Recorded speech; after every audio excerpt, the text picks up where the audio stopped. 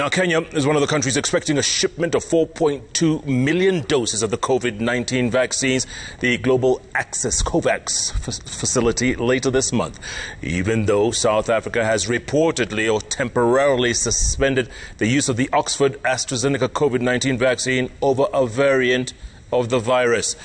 And as our very own Dorcas Wangira reports, Kenya maintains that this particular strain is still not a point of grave concern to warrant a similar action. Take a look.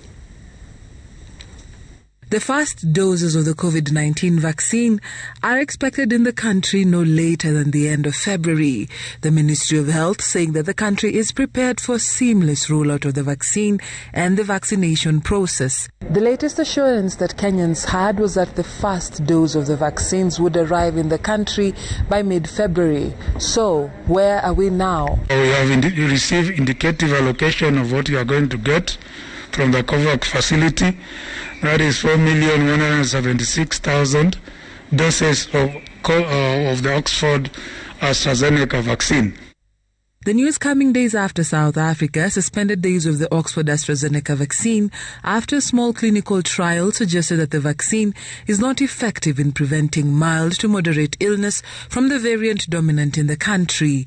Instead of the AstraZeneca vaccine, the Johnson & Johnson vaccine has been proven effective against the 501YV2 variant, and the necessary approval processes for use in South Africa are underway.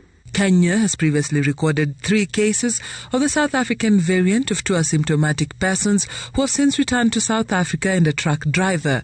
However, its spread in the country is not substantial enough for Kenya to reconsider AstraZeneca as its first choice for more than 24 million doses.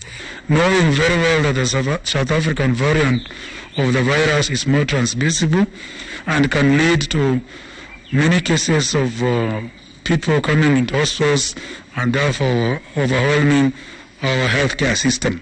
And because of global connectivity, it is a question of when, not if it will ever come to the country. So this is why we send that circular, especially along our Kenya-Tanzania border, to be able to be on a high alert. Despite the latest concerns, a World Health Organization panel now says the benefits of the COVID-19 vaccine developed by AstraZeneca and Oxford University outweigh any risks, and the shot should be recommended for use, including in people aged 65 and older. In the last 24 hours, 173 people have tested positive out of a sample size of 3,784, bringing the cumulative cases to 102,221. 2 deaths have been recorded, bringing the cumulative deaths to 1,791.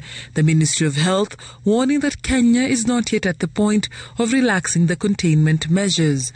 We are still at a rate that we are managing, but the only reason why this is happening is because you have your mask on. And the President ably told us that you are at your point of weakness when you think that everything is now gone. Dorcas Wangira, Citizen TV, Nairobi.